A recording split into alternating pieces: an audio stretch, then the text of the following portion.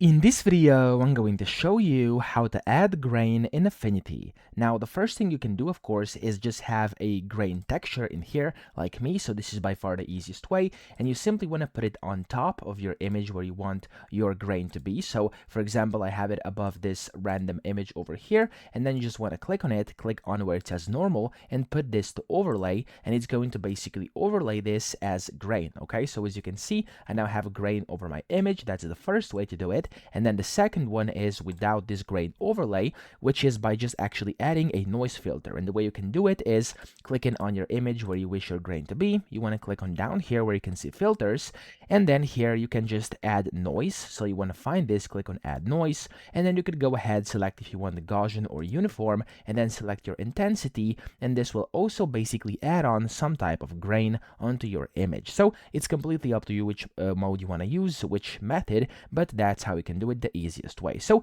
that's it. I hope this video helped you out. If it did, please subscribe to the channel and help me out as well.